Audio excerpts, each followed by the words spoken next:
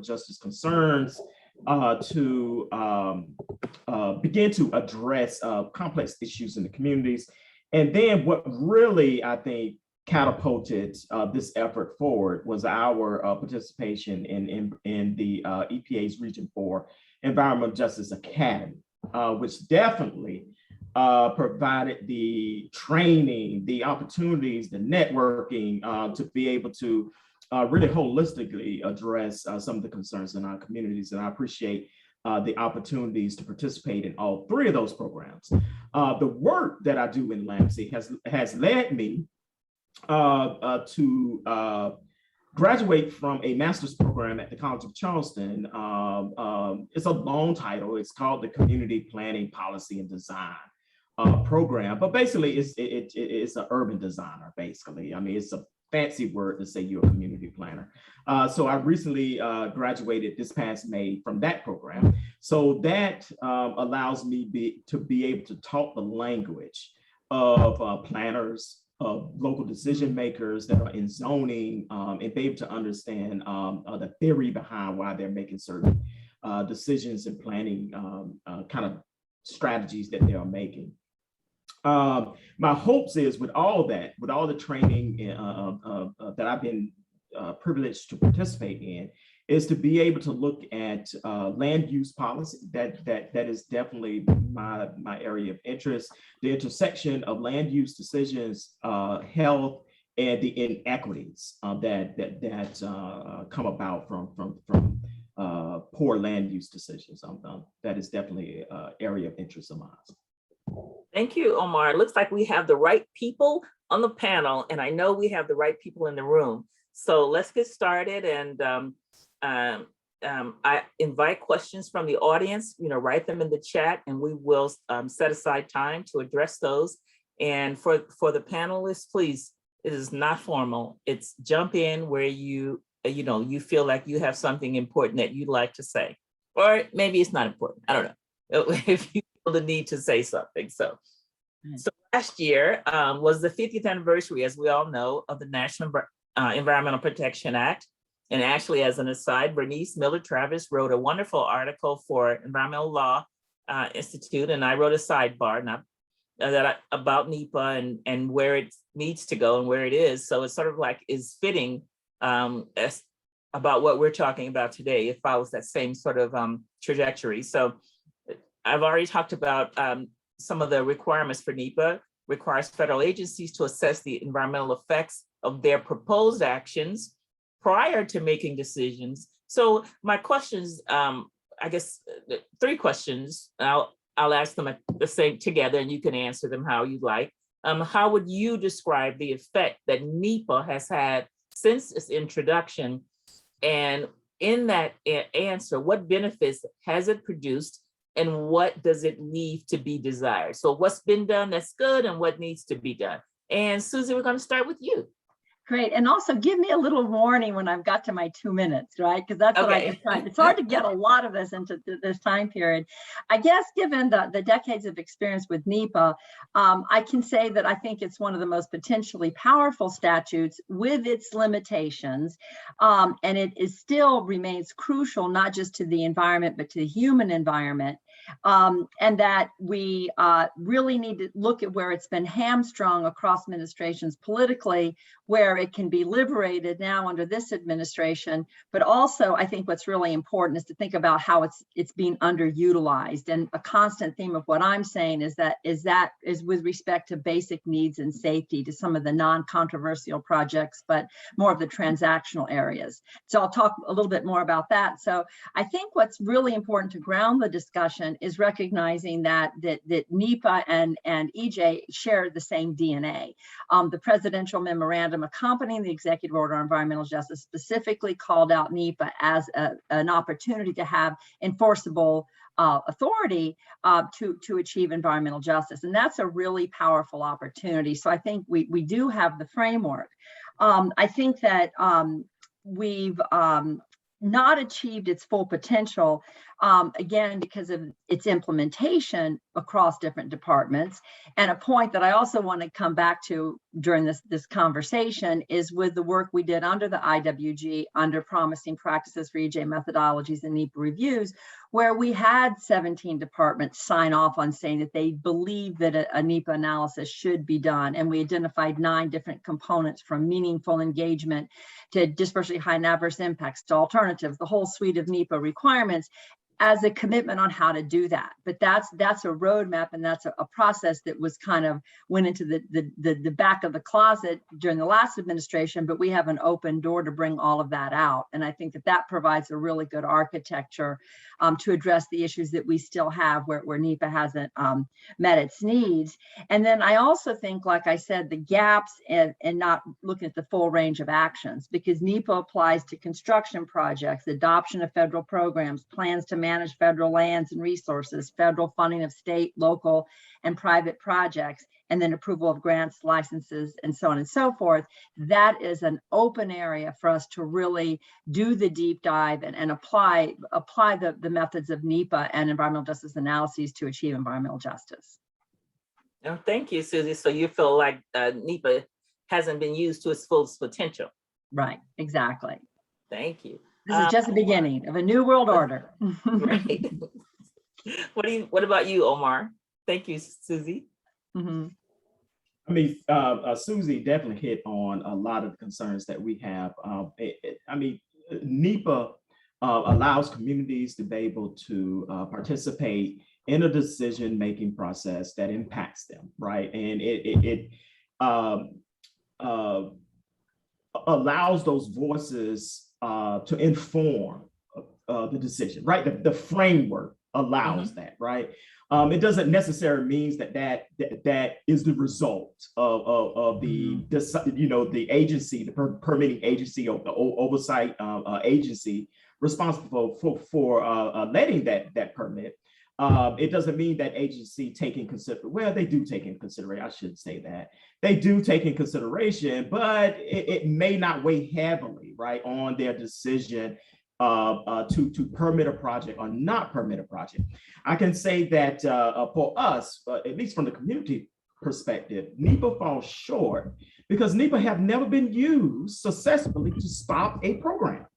Although that program may, or that project may have adverse impacts in communities, NEPA has never successfully been used to stop a program or stop a project. So I would say that NEPA falls short in that, because his communities that are hosting these types of projects are also hosting other types of noxious land uses that cumulatively impacts those communities. And unfortunately, this is just another layering of a project that is going to have adverse impacts in communities, particularly when you're talking about good movements projects, projects like roadways, right? Roads that go through communities,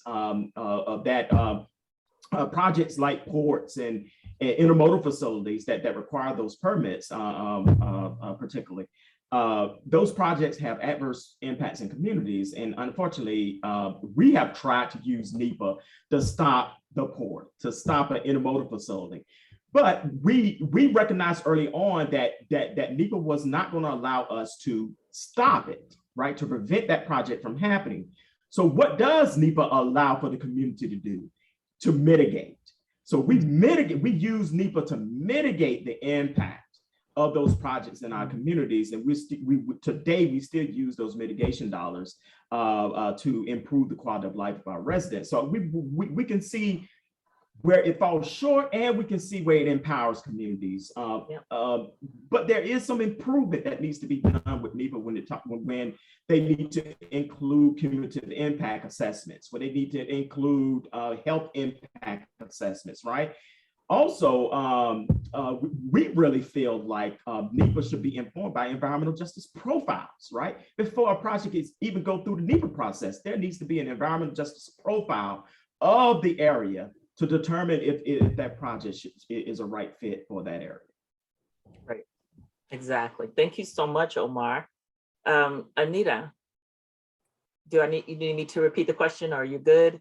Oh, I'm good, Adrienne. Thanks. Okay. No, this is such an important discussion. And oh man, Omar and Suzi hit on a lot of the points I was thinking of making. I mean, just to state again, with strengths, one of the things that's so impactful on NEPA is the fact that, you know, it's one of the only ways at a very hyper local level that you can influence the environmental impacts in your community. So like if you're having a facility, if you're having a roadway or another type of infrastructure project, you can provide a comment or even go into judicial action and state that this project needs to be informed by community input. It needs to be considering certain scientific input. And that's very powerful as a specific person to be able to influence what is going on in your own community. In terms of strengthening, there's a number of different ways, but one I think I would like to highlight here is the fact that distributional impacts are not required in the scientific analyses of NEPA. So this would be basically when you carry out an infrastructure project, who's benefiting and who is not benefiting from this. You know, creating a facility may benefit some people who are, you know, may get jobs, but they're in a different part of the state or county, but the people who are right next door, the people who are frontline communities, they're the ones that are getting the pollution concerns. They're the ones that are getting exposed to toxic chemicals day in, day out in a cumulative fashion that builds up in their bodies and causes, you know, asthma, cancer, death, you name the health illness at this point. So those impact, so the fact that we don't do those analyses is not a good thing, and NEPA should be requiring distributional impacts in their environmental assessments, their environmental impact statements, their cumulative impact statements, in how they do their analyses and how they think about their analyses. So the other one I think I'd like to mention too is the fact that the ideas of systemic racism isn't, as Omar is saying, environmental justice profiles, and the idea that the impacts of systemic racism isn't fully implemented in how NEPA does decision making. So for instance, they might state, we need to choose sites that are not near schools and hospitals, and those are of course very good decision making, but it's not taking into the fact that there is a lack of schools and hospitals in areas that tend to be communities of color and low-income communities due to decades and decades of redlining and other horrible practices. So if you're going by those qualities, that's not race neutral. Those qualities will then almost inevitably cause a decision-making process that'll go towards the low-income communities and communities of color because they're less likely to have those facilities.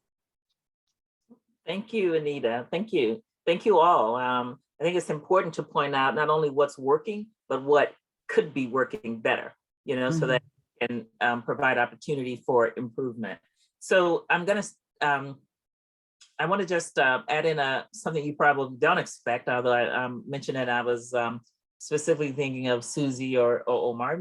Maybe you don't have a comment about it, but I wanted to, because it's been in the news so recently as the last 2 days, the Formosa plant in Louisiana. I know it's not an area that you're working on as an expert, and I of course I'm not sure that we have our expert community member in the audience, but I just in terms generally of NEPA and the decision that the Department of the Army made to require a full environmental impact statement. Just wanted to know what that means for environmental justice communities, what that could mean, right? The impact, longer term impact of that. So I'm opening up the floor for comment. Even with that, I think they listened to Omar. I think they did exactly what Omar challenged them in not doing. I don't want to go first, but Omar, do you want to, or Anita, and then I can jump in afterwards. Sure. I mean, that was a similar kind of process that happened here. As many municipalities around the coast is looking at building seawalls, right? That in response to climate change, sea level rise.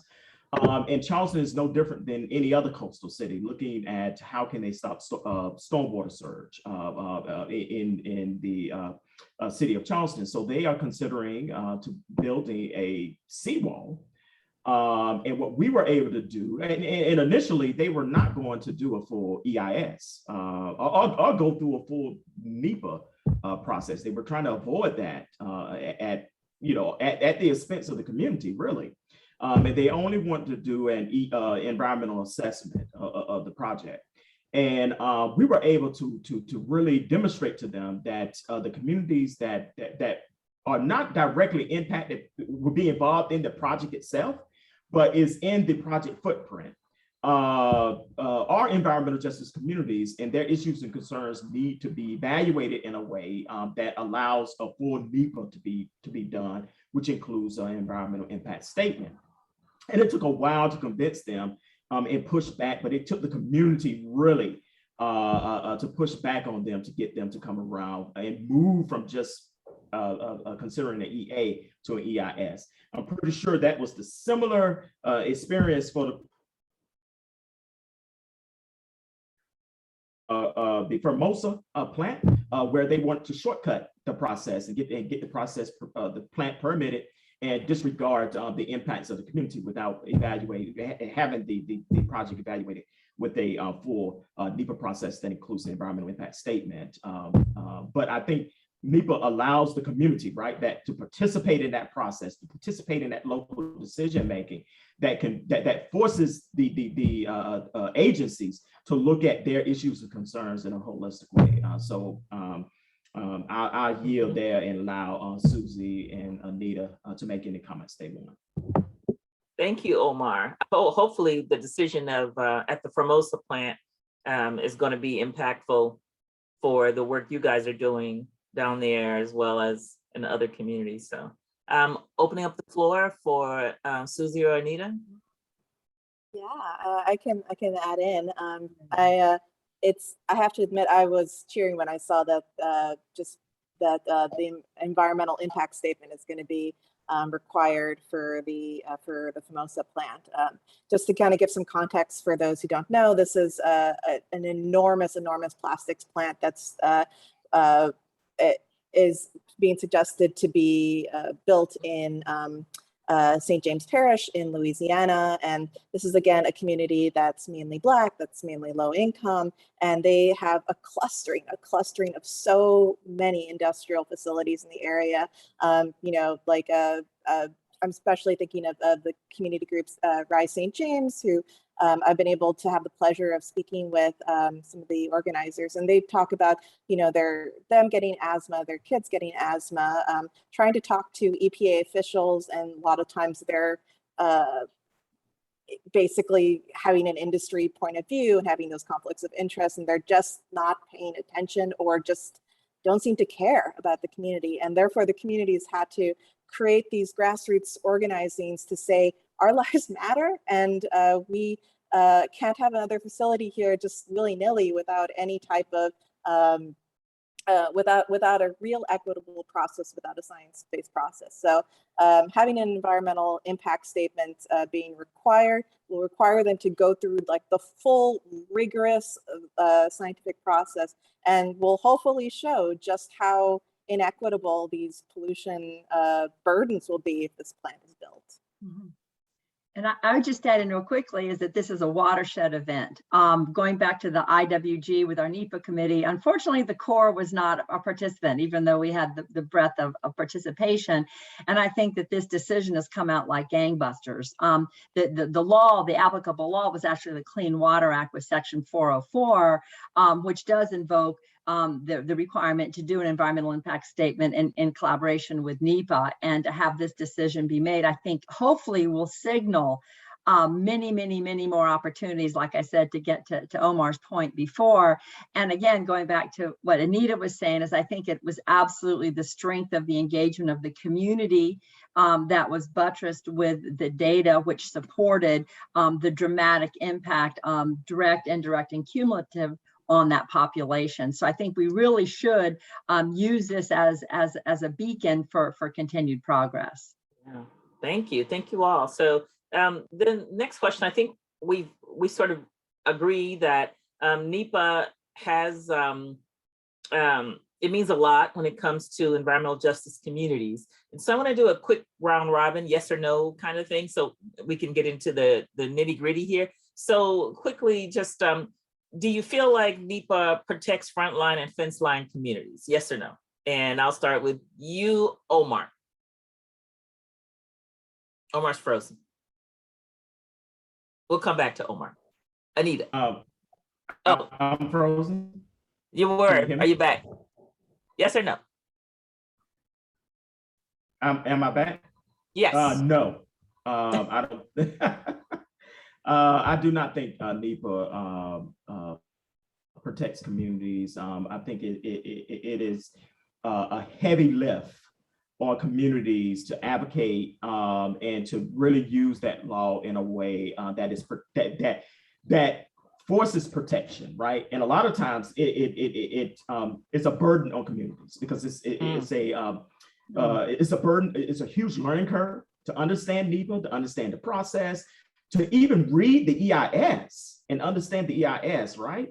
That process is even can be daunting for community groups, particularly if you don't have the expertise within your organization or have access to legal, experts that can come in and help you to see if this project is adhering to the Clean Air Act or adhering to the Clean Water Act or any of the other acts that are embedded in the NEPA kind of requirements. It is a heavy lift. So I think no, it does not protect the human health. Thank you. All right, Anita. That's powerful, Omar. I think I'd have to say both yes and no. Omar's clearly defined the no reasons. I mean, it is a huge burden for communities to have to they're trying. People are just trying to do their jobs, raise their kids and other things like that. And on top of that, having to do the additional burden of what's NEPA? What are all these scientific documents? What are all these legal processes in order to just be able to walk outside and not have the risk of coughing and cancer and other horrible things happen to them? That's a huge burden, and that should be placed on them. But I also would say yes too, because it is one of the few laws that actually requires cumulative impact analyses, and there's also health assessments that are built into this. It provides that hyper local ability for communities to advocate on their behalf. So it's yes and no is my answer here. Mm-hmm. Thank you, Anita. Suzi. Following Omar's lead and Anita's lead, I would agree with Omar with that same footnote or that same little asterisk that as practiced, as implemented today in its 50 years, it has not done what it's supposed to do to protect the most vulnerable. It hasn't done that. I'm always optimistic because I always like statutory authorities that we can spin on, like Anita said. And I think that the fact that this law sets the table with a designated seat for the people who are impacted by the pollution is an important component. I think that we really need to be emphasizing the burden on the federal government to really up its game in terms of addressing meaningful engagement. The burden should not be on the communities. That was not NEPA's intent, and we can use the law to help try to get that made better. I think following what Anita said, there's some really exciting provisions within NEPA that are underutilized. For example, the footprint. Once again, in promising practices, we made it very clear that footprint needed to be established for the all of the resources affected, and that you had to be considered things that weren't contiguous. And it gives us the ability to look at the impacts and the regular, the significant, as well as the disproportionate. It gives us the ability to force consideration of alternatives, including the alternative of no action. And then, like Omar said, it provides this suite of opportunities in the mitigation world. So agree with Omar that it absolutely has not done that, but I think that it's something worth fighting for. Thank you. Then I have to, just looking at the chat, Dr. Shafe's question, she says it may be framed as, are we better off with NEPA or without it? Good That's question. something to think about.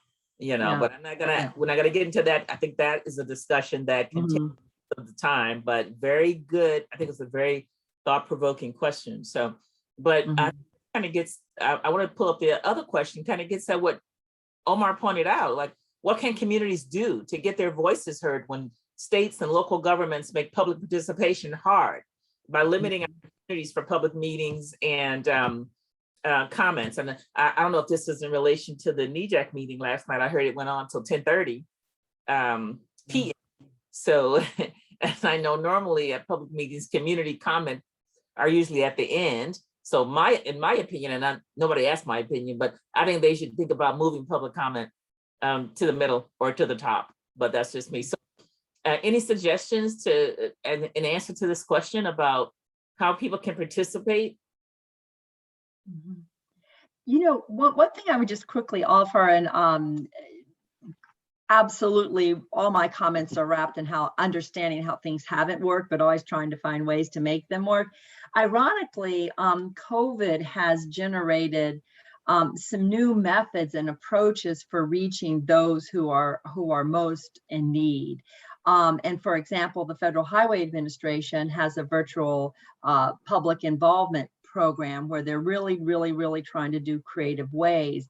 And I think that once again, the burden shouldn't be on the communities to do all of these extra efforts. The burden should be on the government to do them.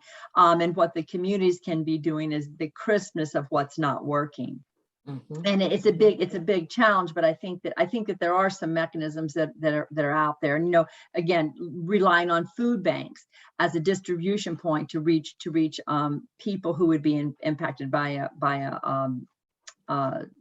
you know, some sort of proposed project. Yeah, thank you. And I also think that I also think that Omar, you made a fantastic, well, all of you guys made good points, fantastic points. We talked about the readability, of the understandability of this piece of legislation. That is so relevant to most, if not all, environmental laws or regulations when it comes to people who are going to be most impacted or people who need that information the most. So it's not written in a user-friendly manner. And that's something that really needs to be, I think, taken into consideration, and we need change in that area for the very reasons that you guys have given, since everybody agreed with the very valid points that you made. So I just had to say that because it was moving me. So this is something, you know, we've been hearing, and I know we've been in this, well, I can at least speak for Suzi and I, we've been doing this for a long time, a really long time. And not that long, but I really, I know you guys have been doing it for a long time too. And, you know, one of the things that has always been talked about and seldom evaluated, I think, is cumulative impact, right? I mean, communities talk about that all the time. It's a big issue. It is, you know, as a toxicologist, is something that we're concerned about and think about all the time. And one of the questions is whether NEPA should be used in cumulative impact analysis or even a health equity analysis, right? And if it should be, do you have any idea of what that approach should look like? I'm not asking, as you know, I know you're not experts in that, but you probably have some great ideas about ways that these could be implemented, could be used to implement these analyses. So this time we're going to start with, looks like Omar has unmuted himself. So you are ready to answer this question, huh? No, I just want to say that, yeah, this is definitely something that we have been working on for a while, since our involvement with NEPA. And we had the fortunate opportunity to work with Dr. Wilson in the University of Maryland, his students, on a rapid HIA that we were able to present to the Corps engineers when they were permitting a second federal project in our communities. And we were able to use that to highlight our position on why health impact assessments were necessary. Now, I can tell you the Corps engineers, and then again, it comes back to, right, the reception of the decision makers, right? Those project managers that are responsible for overseeing the project, and their reception to the community and the data that they're providing, the information that they're providing, right? that the Corps of Engineers pushback was that, well, NEPA allows us to do risk assessments. We're going to do risk assessments. We're not going to do health impact assessments, right? So the conversations that we have with political candidates that's always come to us every 4 years, every 2 years, and ask us, what do you need from the federal government? We tell them changes to the Clean Air Act, changes to the Clean Water Act that incorporates health impact assessments, changes to the federal law that incorporates cumulative impact and health impact assessments into the evaluations of these projects in our communities. That is what's going to change the mindset within these agencies of, well, we've been doing risk assessments and that is the only way we've been doing things. And we're not going to consider this health impact assessment over here that you all have done in this consideration. So I think there definitely have to be a cultural change within the agencies that are responsible for overseeing NEPA. Thank you so much. Anita or Suzi? Yeah, I can jump in here. So the idea of cumulative impact analyses, I mean, this has been an ask by the environmental justice community for decades and decades. And that's because it provides, it's not just, let's look at, X pollutant and its effects. No, it says, let's look at the wide variety of pollutants that this particular community is exposed to, along with other types of health hazards, other types of vulnerabilities and risk assessments. They provide this holistic look at everything that could possibly affect the health of the communities. That's a powerful thing. I actually think that it should be, it's not exactly required for every NEPA assessment or NEPA decision-making process, and it should be. So the state of New Jersey actually recently passed a state law, which is probably the most powerful NEPA-related law in the country at this point, where they require, if an industry wants to get a permit or wants to renew a permit, there has to be a cumulative impact analysis there. And that can highlight environmental justice concerns that are going on that may not be highlighted in any other type of way. And so having so the main way I would strengthen NEPA is just like, you got to do these analyses. You've got to provide the scientific framework showing the inequities that are going on in the communities that you want to build whatever project in. Mm-hmm. Thank you. Then, yeah, to jump in, I think that both Anita and Omar brought up a really important distinction, which kind of follows the cumulative impact statement and then the health equity assessment. And one of them deals with the exposures and the multiple exposures and the cumulative exposures, which regardless of the fact that the CQ regs eliminated that, and that will be one of our recommendations on our last question, that is absolutely crucial. That has to be restored because we have to really get that exposure scenario taken care of, and not just assessed, but mitigated. And alternatives, which include the alternative no action. The other piece, which is where my focus is now, is with those health impacts. It's beyond just the exposure. That's just the means to an end. And it's looking at the consequences of that facility on people who already bear a huge burden of disease, which means their ability to cope is going to be even worse. It gets to the issue of access to services. When you have a lot of these facilities, you can have explosions, you can have things that cause acute problems. And if there's no access to healthcare, then what are you going to do about it? So I think that it is absolutely crucial, and it's supported by the current law, is to be considering the cumulative impact exposures as well as the health impacts. Interestingly, under the prior administration, doesn't exist anymore. CDC actually had a program that was really trying to integrate HIAs with NEPA, given that NEPA is mandatory, HIAs are not, but there's a Venn diagram that you can be applying to do effectively the analysis that needs to take place. And I think my last point is that we really need to really put a lot of wind in getting HHS agencies to the table.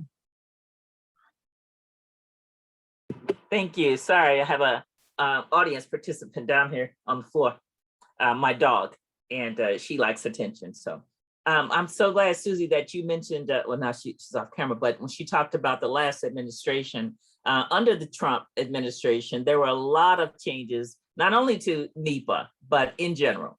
And I can't think of any that were positive, but okay. But under NEPA, some of the changes included processes to expedite review and then the revocation of a executive order 13690 that increased the flood risk management. So, and I don't know if you can answer this, or if you have some ideas or some insight, what plans does the Biden administration have for NEPA, and what are your hopes for this administration and NEPA? You may not be able to answer the first, but hopefully you can contribute to the second. And we'll start with you, Suzi.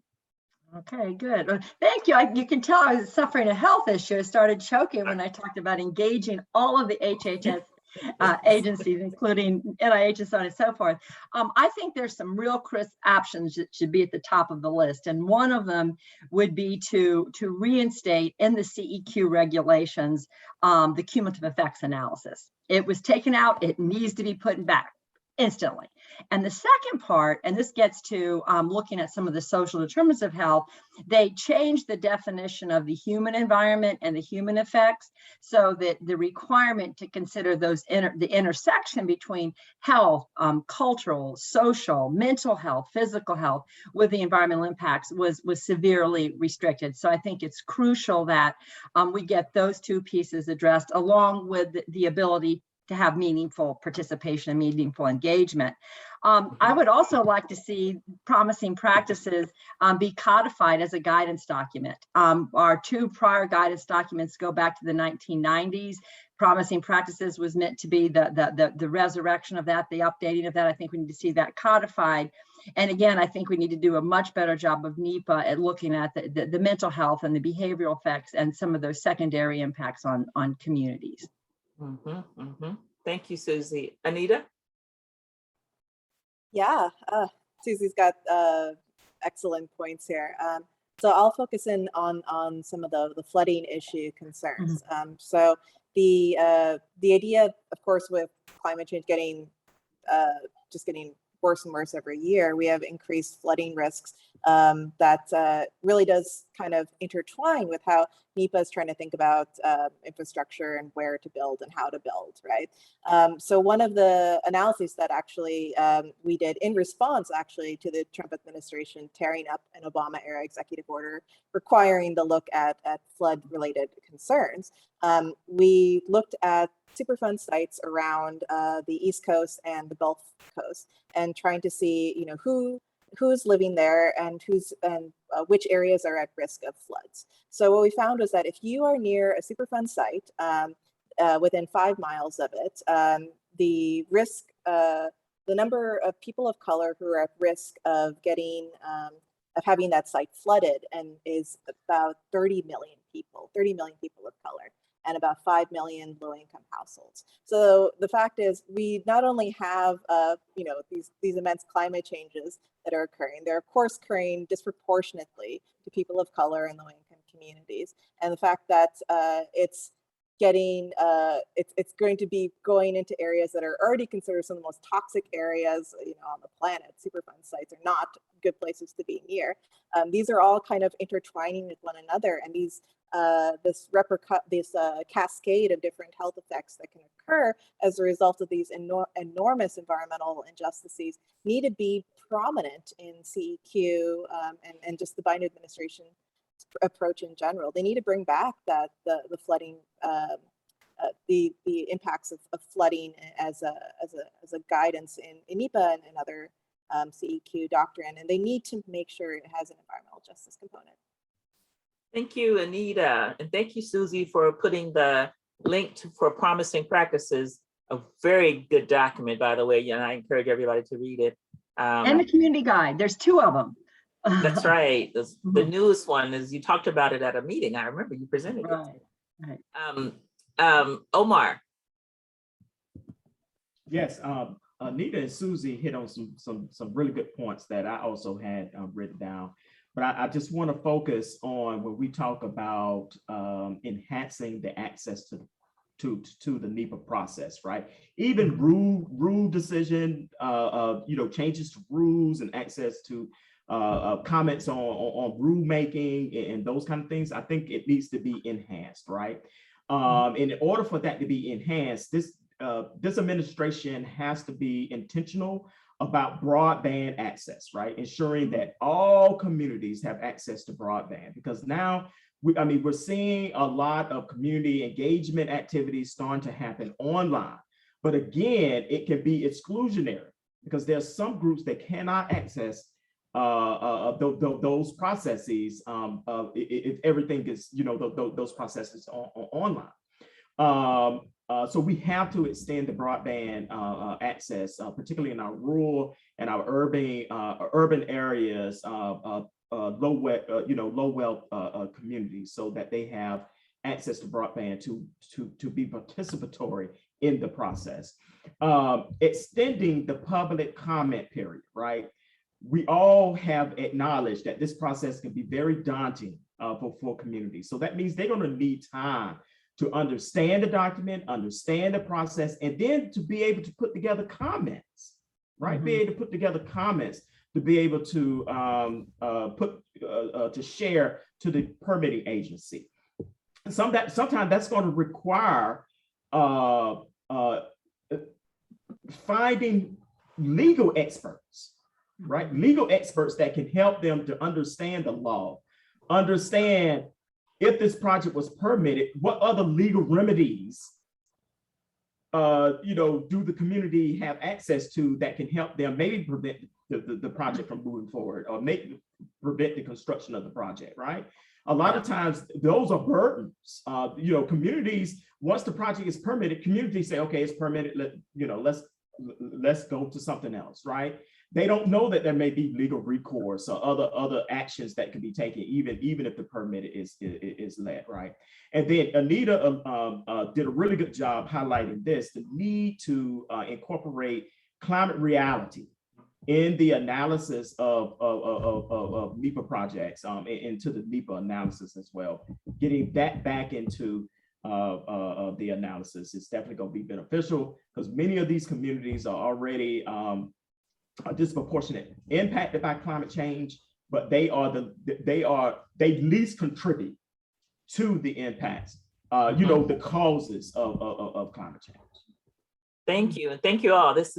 I wish we could go on. We're going to open the floor for questions in a minute, but before we do, I've got to get your opinion, because I really adore this person. So I shouldn't have led with that, but Brenda Mallory has been appointed the chair of CEQ by this administration. What do you think that means for NEPA and environmental justice, environmental health and EJ across the country? And I'm just quickly, just give me your, if I'm wrong, correct me, but tell me, what you're thinking about that, about her role and her record in this area.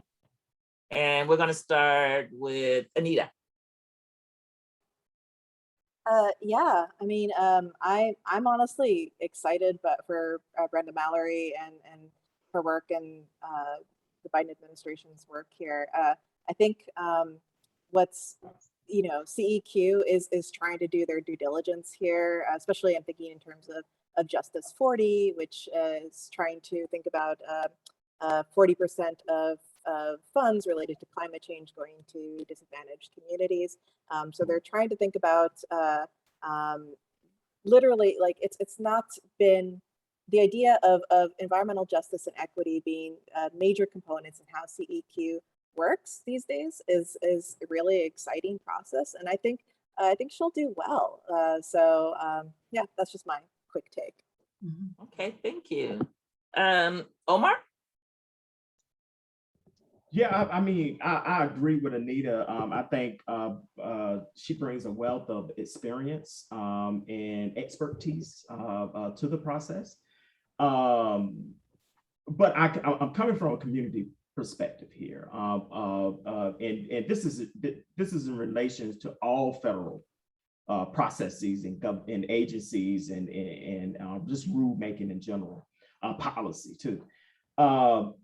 Grassroots organizations tend to be the last thought of in consideration. Also, the language is so broad, right? If we're having a targeted initiative like Justice 40, right? The language need to be specific enough that this targets grassroots organizations that are on the ground, that have been doing EJ work for decades, and that those resources go to those organizations, right? And not these new organizations that are popping up, because environmental justice now is the new sexy term. It is the term to get dollars into your organization. Right now, everybody is doing EJ work, right? Organizations that have not done it, now they're EJ organizations, right? Because all this money out here now, right? Preach. So the language has to be specific, right? And not broad, where everyone can have access to this. That's what I would like to see come from CEQ and all the other federal agencies, laws, rulemaking, policies. Thank you, Omar. I just, amen. That's all I can say. So, excellent. Suzi. Bravo, Omar, for saying it like it is. We're seeing all these trillions of dollars going down the tube and not getting to the communities. And I think that's a full circle back to Adrienne's question about Brenda, because Brenda and NEPA and the implementation of NEPA, because NEPA imposes some very strong guardrails for how the process should be done for developing these funding programs. And fundamental includes the impacted population at the table, deciding how that money is going to be spent. It's not just about availability of resources, it's about accessibility. And the experience that, the good experience I had with Brenda when I was with the federal family, showed that she's very steeped in the understanding of the legal aspects of NEPA. She's very understanding of the nuances of NEPA, which I think gives her the ability to really navigate meeting that intent, that combination of what NEPA and environmental justice is together. And I think, again, that comes back to the point that Omar was saying, is that we really need to be applying NEPA in a very full manner to be addressing all these issues that are relevant to environmental justice. That whole range from controversial projects to transactional projects to government programming to the spending of the money. And I think that we should be optimistic with accountability that this administration will honor its statements. Thank you. I think they need to have a NEPA advisory council composed of you guys. So for questions. And the first thing I want to say before we do, as a part of that, is to draw your attention to a seamless comment that if any community groups are interested in getting help on NEPA, that they should attend Saturday's panel on pro bono legal services, to which I have signed up. More questions on how to join and provide pro bono services, but I think that's fantastic. So the first question that I'd like to talk about is specific to something you said, Omar, that NEPA has never successfully been used to stop a project. And they would like you to sort of quickly and succinctly expand on that. And they reference a case in Kentucky where litigation was used to prevent a prison from being built using NEPA in the EIS process. But they're wondering if you could just give us an idea of what you meant when you said that. Yeah. So what I meant by NEPA not being successfully implemented to stop a permitted project is without litigation, right? Based on the analysis, based on the conditions of communities, based on facts of communities, based on community input, that NEPA stops that project, right? Based just on the data and information that is evaluated during the NEPA process, not through litigation, not because you got because I'll be just honest with you. This is a tiring process. It could take years to get to a decision, a record of decision about a proposed project or not. And a lot of times communities, they get weary and they get tired of always fighting these types of battles, having little resources to do it, having little access to the political process to be able to advocate for them, little access to legal services.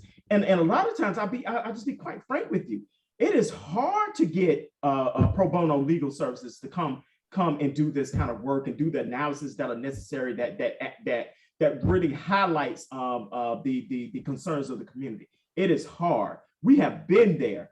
we have successfully used Earth Justice, but there's other legal organizations that we have went to and there was no interest, none at all. Yeah. So it's hard. So we have not, from that perspective of stopping a project using NEPA to stop a permit, that is what I'm talking about, not through litigation. Thank you for that. And just a question that what can communities do to get their voices heard when states and local governments make public participation so hard? And I know Omar had talked about expanding public comment, but any opinions? I'm going to invite Suzi and Anita to maybe have some thoughts you'd like to share about what this can do. I'll just real quickly, Okay. just again to pound the table with what Omar is saying about just the overwhelming burden. This is maybe a partial answer, is that there's a lot more experts that should be working with the communities to help take away that burden. And in addition to, I'm a lawyer, so I can pound the table on lawyers, but I'm also an epidemiologist, so I can pound the table on epidemiologists, just like you are, Adrienne, with your toxicology professor. Is that and look at Sokobi Wilson. We need to develop those consortiums of experts from legal to health to engineering, and all these people now who are like we were saying, everybody is in favor of environmental justice. Let's start putting some action behind your words and create those convenings so we can help the communities with that load, which will I think lighten their burden. And so I think we need to have a much more concentrated effort on getting the full range of experts working with the communities. Okay, thank you. Anita, anything to add, or do you want? I have a question directly for you, but please jump in. Thanks, Adrienne. Oh man, no, I also was in line with Suzi and just kept thinking about Omar's comments about the idea that like this shouldn't be the burden of communities to, this shouldn't be it should be an easy process for them to comment. It should be an easy process for them to attend hearings and provide their say. And it should be as a matter of a normal process. Their comments should be implemented into the rulemaking or the permit making, I guess in this case, permitting. But the one other component I thought I would just bring up here too is the idea of translation services. Mm-hmm. There is a lack of Spanish translation and other language services that community members speak. And they might attend these public hearings and suddenly the equipment used for those translation services malfunction. Maybe the people there might not even know the technical language to be able to translate to the other to Spanish or the other target language. The outreach might not be as sufficient in the other language. The even things like warnings of an environmental disaster may be less prominent in the language the community speak than in English. So that's another inequity that's being propagated here.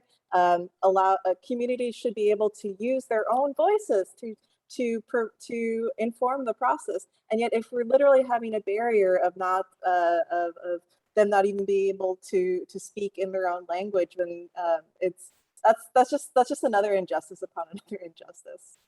Thank you all. Now I'm just gonna let you jump in, and so everybody doesn't have to speak because we don't have much time, and I want to cover all these great questions. So and maybe whoever feels like they're most qualified to answer this, has the state level NEPAs proven to be a useful tool for EJ? Or do you think that they can be? And my experience has mostly been at the federal level. So I invite someone to that. My quick response is that it depends on the state. I think there's states like Oregon and Washington State that have done some really good work. And then Anita, you mentioned New Jersey. I think that it takes it a little bit closer to, and California. So I think there's some really great models out there of state actions that have really applied NEPA very successfully. Thank you. I think Omar, you mentioned NEPA at the state level, right? We are trying to get it done in South Carolina, but there are definitely challenges there. But we're not going to give up.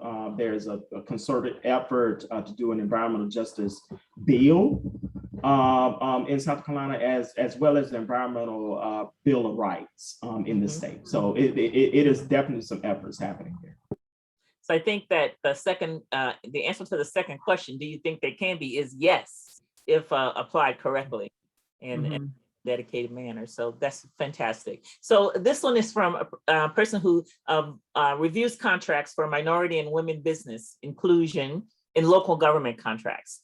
And wanted to know I'm thinking the question is about how do you recommend incorporating NEPA into that practice? I hope I got that question right. If not, maybe that person can unmute if possible and clarify if I'm misinterpreting their question. That's correct. Okay. So basically, how do you, some ideas on how to incorporate NEPA when we're talking about minority and women business inclusion? I think that's a great idea, great question.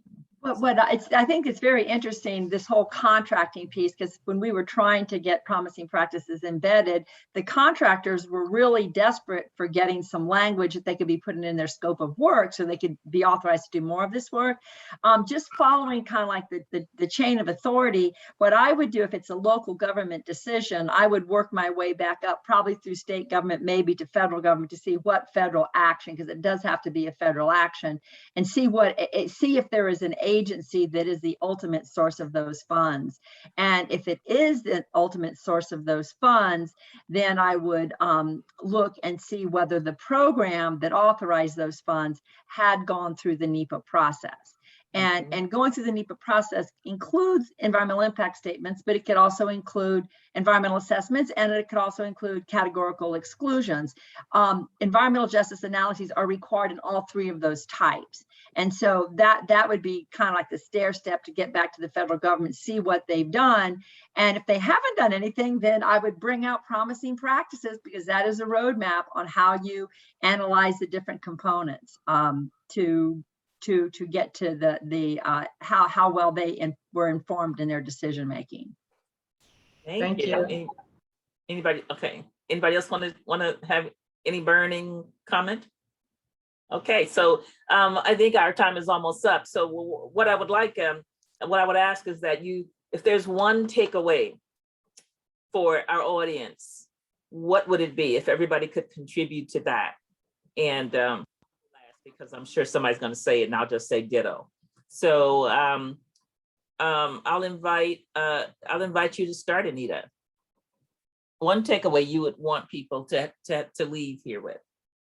Oh man, one takeaway, Adrienne, that's a tough one.